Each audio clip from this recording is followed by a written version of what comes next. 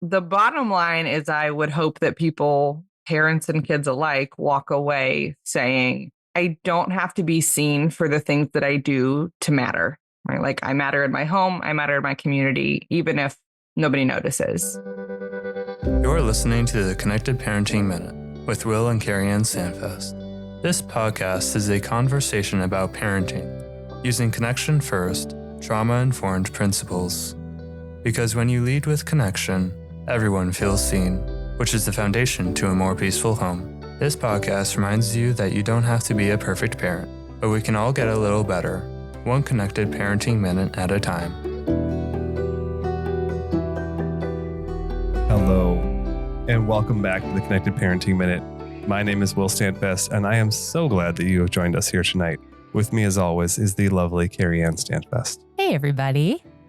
Well, tonight we have a very special episode for you. Carrie Ann, do you want to tell them about what it is? I would love to. We got the privilege of interviewing a very sweet woman and talk about her new children's book called The Day Lily Turned Uninvisible.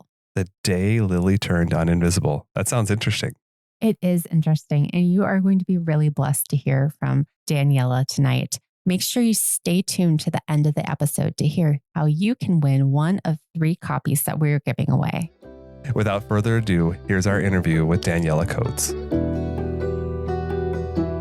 Welcome this evening. We are talking with Daniela Coates, who is author of a great children's book that we've gotten the privilege of reading. And we have her live tonight in the studio, and we're going to just chat a little bit. So welcome, Daniela. Thank you. So honored that you guys let me join you. Oh, yeah. We're just excited to be able to chat with you and talk about your new book because I just thought it was so fantastic. We heard you speak last year, 2023, at the Replanted conference, and it was such a neat experience. And then we got to hang out with you a little bit afterward. And I think we had a meal together, which was super fun. So we're glad to be able to chat. So why don't you tell us a little bit about yourself, Daniela? What do you do? Yeah, I am currently a licensed master social worker in Texas, though I did grow up in Minnesota, fun fact, in Woodbury. Awesome. I think we had chatted about that, actually. I lived in Woodbury for a long time. Anywho. That's so great. We used to live in Woodbury, but yeah. Right. I remember us talking about that. Anyway, so I am in Texas now, though. So I am under supervision as a therapist. So I work with kiddos of all backgrounds and challenges and all kinds of different things, usually using like play therapy with younger kiddos. And then I work occasionally with teens, particularly when they are the biological or birth children in foster adoptive families. So that's kind of like the primary thing that I do as far as in the therapy world. And then I also have with siblings, which is like my own organization where I've developed trainings and resources and those kinds of things to help parents know kind of how they can support their kids throughout the very already confusing world of foster care and adoption. So that's just kind of what I do now as far as the professional side of things. That's fantastic. Yeah, we'll have to tag your Instagram page, though, with siblings, right? I know you've posted a lot of videos on there, and I think that's with _siblings. Is that right? Yep. Awesome. Right. Awesome. Tell us a little bit about your current family. What does that look like? Well, my oldest is 10, and my youngest is almost 3 later on this month. And so it's always fun here. And we've got 6 kids. Our oldest 4 are adopted and our youngest 2 are our biological kids. And we adopted all 4 of our older kids before our biological kids were even born. So fun. We started it off a little bit different than is probably the standard one that people think about when they think of biological kids in foster families. But yeah, so that's just kind of how our family looks now. Always busy, always crazy, always have something going on because, life, kids. I know. I love hearing about bigger families because, we get you have how many children? Because we have 8. And, we did a little bit chatting about that and like coming out with responses. And we're just like, oh, it's only 8 kids, but it was funny just to figure that piece out because you do get the big reactions sometimes. But man, like up 10 and, to 3, that is a smaller gap than we have. Yeah, 21 to 8 is where we're at. We've got a little bit more of a spread. Yeah. But it is fun. It is definitely fun. All right. One of the things that really inspired and one thing I really enjoyed hearing about with you was when you shared some of your story of your family of origin. Can you share a little bit about that for our listeners tonight? Yeah. So when I was 7 or 8, my parents decided that they would kind of bring up this idea of us fostering or adopting. Really, adoption was the primary goal from the beginning. My dad had volunteered for Royal Family Kids Camp. So that's the camp for kids who are in foster care. And he just left those weeks every year really impacted. And my dad's got such a big heart. He's like, we've got to do something about it. And so that's what we did. We did something about it. So they just like involved us, or especially me, especially if I'm 7 or 8, then my brothers are 3 years younger and 6 years younger than me. So they probably don't remember things the way I do because I was older. But we went through the process. I remember the home study. I remember some of the questions they asked me in the home study, those kinds of things. And we got some kids who came to our family as an adoptive placement. I was really excited about that, but quickly found out that things were not what I thought they were going to be and not what my parents thought they were going to be. They were a lot harder. And I was actually a pastor's kid. So I was very like involved in the community and in our church. And all of a sudden I went from being this like well-known, knew everybody, talked to everybody, to nobody even acknowledging me anymore. Nobody saying hi to me. Nobody asking me about myself anymore, only asking me about my siblings. And so it was a really, really hard adjustment period at the beginning. And to make a very long story short, those kids didn't actually end up ever being adopted by my parents because, again, a variety of factors. It's a long story. But from there, my parents thought, well, okay, maybe that wasn't the fit for us right now. Why don't we foster? And so that's what we did then for the next 8 or so years, I want to say, after that. And then they adopted my sister at the very end of that. So that's kind of went from, I guess, probably about age 10 to like age 20 when it's all kind of all said and done. I really appreciated and resonated with your story when you shared that because, as an adoptive family, we had biological kids in the home already and just really being able to look at it from their perspective. And when you shared about that, it was like, oh my gosh, like we've been thinking and trying to see this from our kids' perspective. And we involved a lot of them along the way. But there are things that we could definitely miss in the excitement of doing something we felt like we were called to do. And and that starts to bring us to your new book. We're hitting the road this fall. Come out and say hello. We'll be leading a breakout session on connecting with your teens. First, join us at the Christian Alliance for Orphans, CAFO, conference in Nashville, Tennessee, September 18th to 20th. Also, don't miss the Replanted Conference in Chicago, October 24th to 26th. Visit cafo.org, that's CAFO.org, and replantedministry.org to learn more and register today. Want to book us for your next event? Email us using info@connectedparentingminute.com. We'd love to work with you. And now back to the show. And that starts to bring us to your new book that you wrote that I was hoping maybe you could give us a little bit of background on the story and maybe share a little bit as an author of, I'll get into some more questions, but can you share a little bit about your book? Yeah. So it's called The Day Lily Turned Uninvisible. That's a little bit of a play on the word because un is in parentheses because in the book, she feels invisible. And so then through, over the course of the book, we see that she does then realize that she's maybe not invisible. Maybe she has become uninvisible. So that's kind of why I went with that title. But it's a story of Lily, a little girl in a foster family, a biological child. And as I wrote intentionally in the book, she loves this part of her family. She's happy to help her parents. She's happy to welcome kids come into her home. There's a lot of times where people assume that if things are hard, then the bio kids must not be on board. And that's not necessarily the case. And so I wanted to make that really clear that this is a little girl who is like, I'm in, let's do this. And things felt really hard when a particular child came, not because the child was any kind of way, but because the reaction of the people around her and her friends and her neighbors and how they kind of interacted with that new kid who came into her home. And so she's like, what? I don't understand. Why aren't people playing with me anymore? Why aren't they talking to me? Why don't they even seem to see that I'm there? And so in just like a comical kid way, she's like, maybe I'm invisible. Oh no. And so she does her stuff to try to turn herself uninvisible. And through an empathetic response of her mom, along with some insight, she's able to kind of come to realize like, maybe I'm not invisible. Maybe I don't have to be recognized by everybody to actually have that kind of inherent worth. So that's the gist of the Mhm. book. I Awesome. do love that story. And I like how you said, I like how you specifically said that the girl shows at the beginning of the book that she's on board, that she's in. Mhm. And it's not that that the kiddo that shows up in this story is a particularly hard kiddo either.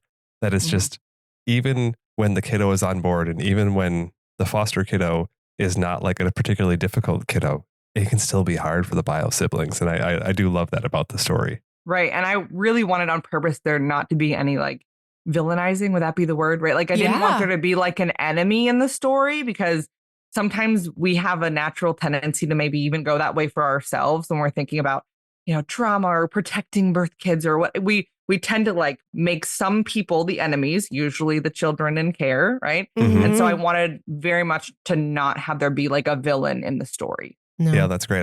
I did enjoy that. We actually had some of our bio kids read the book and give us some of their Yeah. thoughts. I'm curious. It was neat. One of our kiddos made the comment. She's like, I really liked the scene with the dishes when Lily was helping clean up the dishes and the foster kid was helping clean up the dishes. And she's like, I've definitely felt like that because in that Mhm. scene, not to give everything away in the book, but in that scene, Lily is like going out of her way to help a bunch.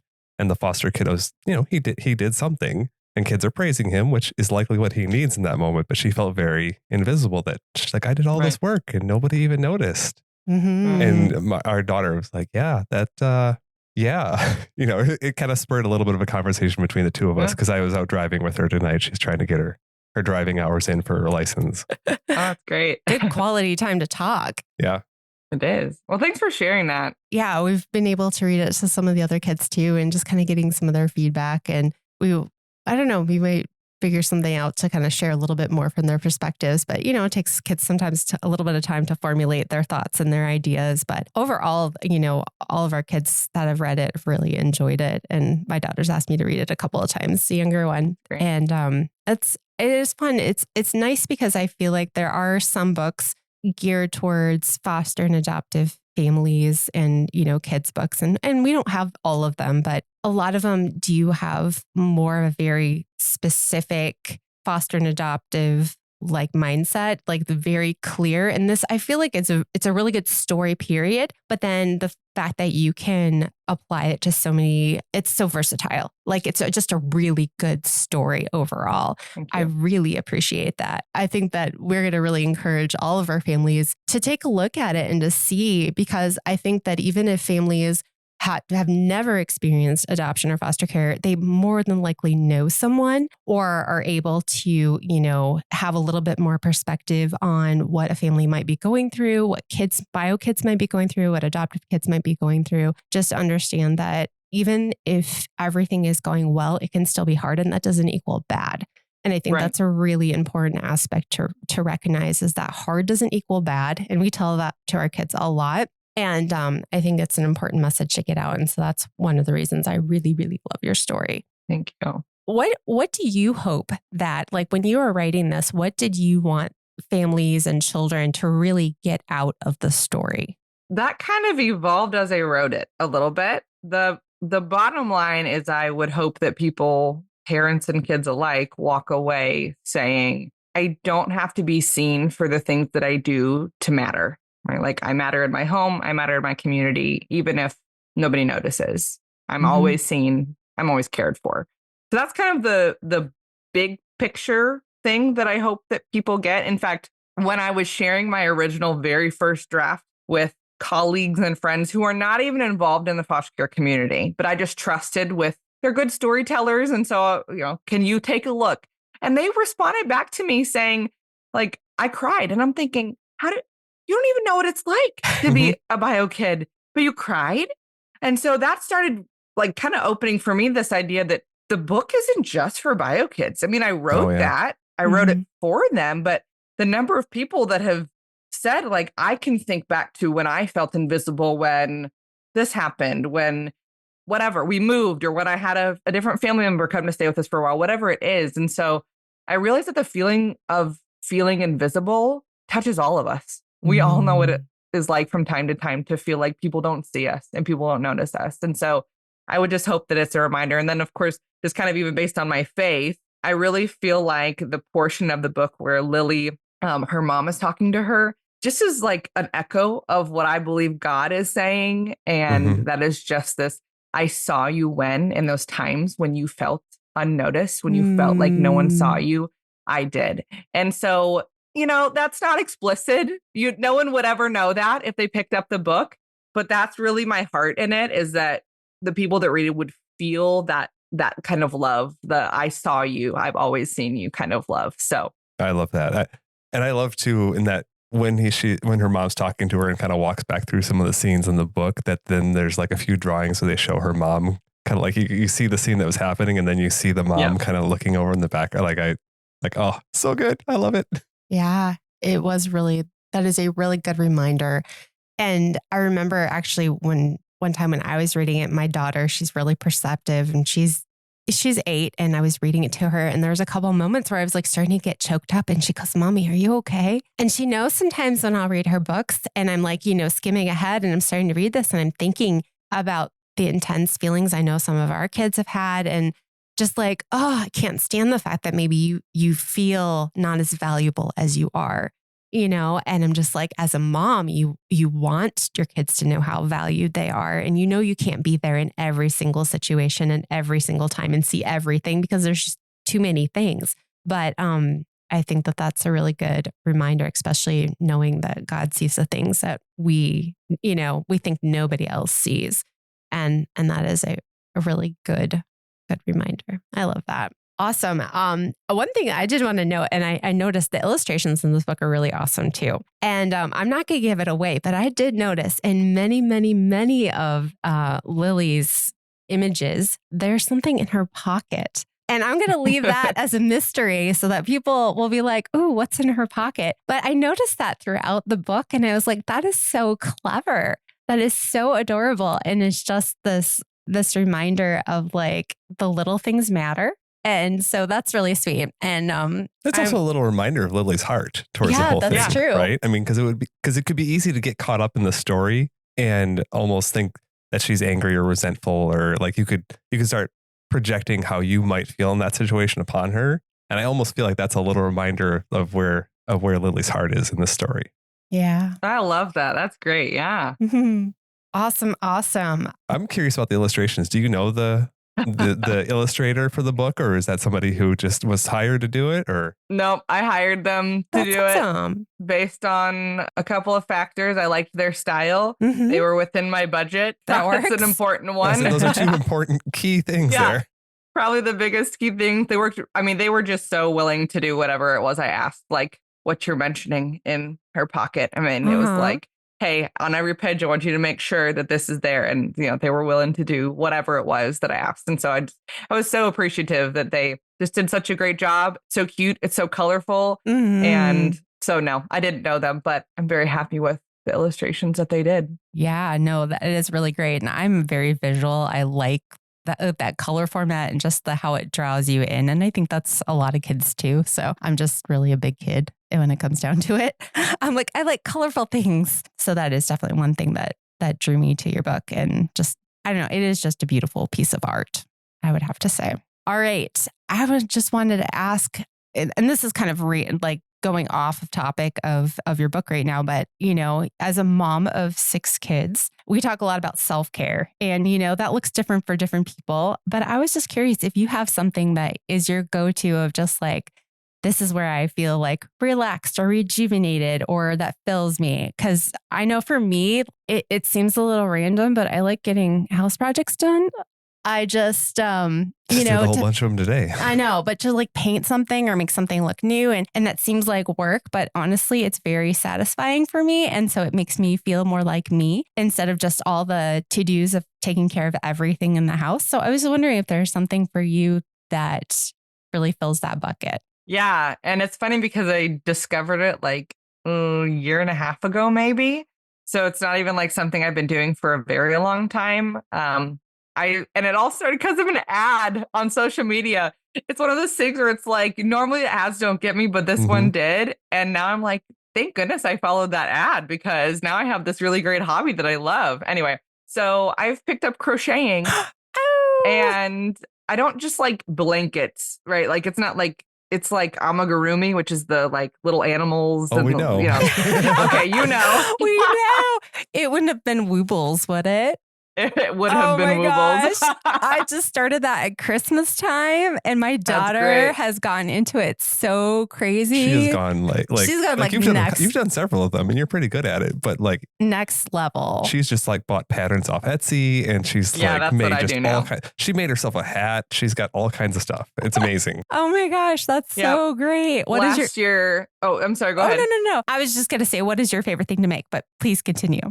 I mean, my favorite thing to make is amigurumi. Like I've tried some other things. Like I did do a blanket. To me, it's just like too long. It just takes too long. Like for the feeling of accomplishment. Part of what I love about it is I can make something, take a couple weeks or however long, depending on what I'm making. And then I feel productive because I've had fun and I've made something. But a blanket, I'm like, I don't even want to pick this up. I'm so tired of this project. Anyway. But the fun thing is last year, I decided for Christmas, our family's big in like giving gifts to each other. And so I decided I'm going to do personal, like I'm going to make everybody something personal that I'm going to crochet. And so like I crocheted my brother Frodo and he even had a ring around his neck, like on a chain. I mean, it was so legit. That's amazing. Yeah. One of my sister, I made her a raccoon and she actually said this year, she's like, I've got a special request. I want another raccoon for Christmas. Just make it bigger. Oh my gosh. It's That's just so good. fun. I've enjoyed it and they liked it last year that it was like different and personal. And so that's definitely what I do. I finished my sister's raccoon today. I know it's a little ahead of schedule, but Oh no, hey, that's great. That's not a bad thing. It's a lot better than me, rushing out on, December 22nd or 23rd to Target and trying to figure out what they have left. Right. Oh, that's so great. I'm glad that you shared that because it's just kind of a fun thing. You know, when you think about parenting and all the things that come along with it, it's the thing that I've been learning and that it's good for me to have my own things. And so I don't know. I'm curious what other people's things are too. So that's exciting. I've got a question that's a good follow on for this book here. And so we talked about this actually the other week on the podcast. You've got biological and adoptive kiddos. Is there anything that you do specifically to help your biological kiddos feel seen or not feel overlooked when it's a busy time or a lot of things are going on in the family? Yeah, that's a great question. So there's some things that make my family's experience a little bit different because of my bio kids coming in after my kiddos who are adopted. Yes, there's things I do, and I'll say some of those. But at the same time, some of the things in our family don't, like my birth kids don't know any differently. No. So it's not like they've ever been like, ugh, this sibling has just ruined everything or whatever. Like they don't know anything apart from the life that they live. And so I think that makes some things, I think it maybe adds just a bit of a buffer to some of those things. Sure. So that's one aspect of it. But the other thing is other things I should say are acknowledging the hard. Mm-hmm. And it's honestly not even just my bio kids. And this actually kind of goes back to the research by Dr. Jana Hunsley. She did research on the experiences of adoptive siblings. But in her research, adoptive siblings can be kids who are adopted as well. But it's kind of the kids in the home who maybe don't have the primary disruptive or more extreme behaviors. Mm-hmm. So that kind of tracks with even my family's experiences. Some of my kids who are adopted kind of are birth kids in that regard. Oh, so sure. we just have some interesting dynamics when it comes to that, just based on their regulation and personalities. I mean, I'm sure y'all have hosts of different personalities in your family too. So it's just some of that. But anyway, I'm kind of beating around the bush. But acknowledging the hard, being okay with hearing the things that they say. Like my birth kids are younger, that sometimes things aren't developmentally, like they don't actually understand them. And so like I've had one of my birth kids say like, what? Why am I not adopted? That's not fair. And that's hilarious. Just like letting them say those things. Yeah. Or the same one has said like, what? Why is it me and this young, like my younger like bio brother, it was supposed to just be the two of us. Why? Like these other four were supposed to be with these other parents. Why are they here? And he is not saying it in anger or bitterness. He's just like, I don't understand. If this was how it was supposed to be, why is it this way? And so just allowing him to say those things without being like, oh, hush, hush, don't say that. That's rude. Or, that could be hurtful. Just allowing him to say the things, just like I allow the other kids to say I really don't like the way that this sibling's acting right now, or whatever. Like Yeah. letting them say the thing. Because if we keep those things inside, I learned from personal experience, it becomes shameful. If it's something we Mhm. can't say, then there's like this shame attached to it. And then it doesn't feel safe to say the thing. So that's a really big thing that I do. Individual time is hard, and you all know that. Mhm. Because, Mhm. I would assume you know that. Yes. With the number of children you have. And so that's one admittedly that, I mean, I could do better at, but we know from research it is important, individual time. So I just try to do that by like inviting one kid into the kitchen to like help me make dinner or make dessert or something like that. Or one kid go to the grocery store, or one kid help me water the plants outside. Just those little moments. It can't be as extravagant as like taking them out on a date for ice cream all the time, but Right. doing those little things, or even like picking maybe different schooling methods. Like one kid might be homeschooled, one kid might be in like a charter school, one kid might be in public school because it's what's best for our kids. Right. And that also means that there's going to be some places where some kids get maybe more in their buckets because they're homeschooled. And anyway, so it's just this, it's this ebb and flow, depends on the day and the situation. And we just make sure that we're listening and going with the flow. I really like that because I think that's something that a lot of us as parents, when we feel the guilt of not spending individual time with kiddos, I think a lot of us overdo what that individual time has to be. Right. Like I said earlier in the episode, my daughter and I just went out driving because she's got to get her driving hours in. And I just use that as hey, did you read that book the other day? What'd you think Right. about it? Have you ever felt like that? Like it was a whole conversation, but we're out there driving. Right. The going to the grocery store one is, you'll be amazed. For parents who haven't tried this, you will be amazed how much your kid loves being the one kid who gets to go with mom or dad to the grocery store. And Oh, yes. Yes. Oh my goodness gracious. I feel like we could just like branch off and talk about so many different things. I think we're about running out of time. Daniela, can you share with us where our listeners can find you and then where they can get your book? Yeah. So my social media that I use the most is Instagram. I'm on Facebook too. So on Instagram, it's with_siblings. That's like specifically my account for like foster care, adoption, birth kids in those homes. Mhm. So that's where you can find me, with_siblings on Instagram. And then withsiblings.org is my website, which has more information on like the trainings I offer and those kinds of things for, organizations and agencies and whatnot. Awesome. As far as my book, that is the hardcover is available on pretty much any platform like Barnes & Noble and Walmart. You can order it and then it'll ship to you, or you can pick it up in store. But Amazon has ebook, paperback, and the hardcover. So Amazon does have more of the options there, and also across, different countries and all kinds of stuff. So Amazon's probably the easiest place. Let's be real. Awesome. We all shop on Amazon. Yeah, say, right, I know. That's where we got our copies. So Yeah. Awesome. Well, it's been wonderful talking to you this evening, Daniela. Thank you for taking you the too. time to sit with us and just chat a little bit and share with our listeners about your story and just a little bit of information about your book. We're so grateful to have you. Thank you. I know I had so much fun in that episode. that was really fun. I enjoyed talking to Daniela. It was really great. And it was fun to hear a little bit behind the scenes about her amigurumi. Oh, yes, And because that might be pretty popular in our house. it really is. All right. So at the beginning of the episode, I may have promised that we were going to give away a couple of her books. Yes, you did. Do you want to tell our listeners how they could grab a copy? Well, how they could get a free copy, but you're always welcome to go ahead and buy a copy. I would encourage you to go out and buy several to help support Daniela. If you want to win a free copy of the book, what I'm going to do is if you go to our Instagram page, Connected Parenting Minute, you'll find a post that is the giveaway post.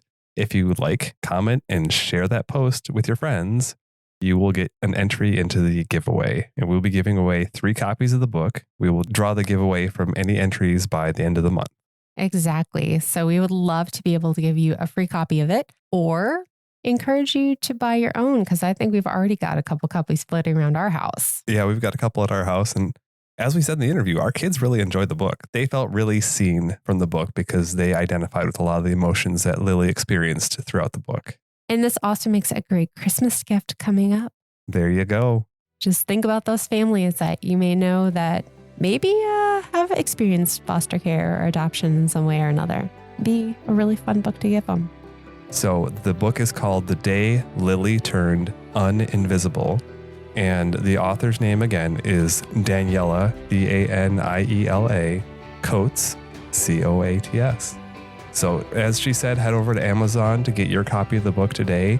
And if you want to hear more from Daniela, it's with_siblings on Instagram. And she shares a lot of great information about foster care and adoption and helping the biological kids in those families feel seen. Mm-hmm. And before we go, we want to remind you, You don't have to be a perfect parent. but we can all get a little bit better, one connected parenting minute at a time. Thanks for listening to my mom and dad's podcast. Make sure you hit the subscribe button and hit the like button like 10 billion times. Yeah! For more parenting tips or to connect with us, check out the Connected Parenting Minute on YouTube, Instagram, and Facebook. Or you can send us an email using connectedparentingminute@gmail.com.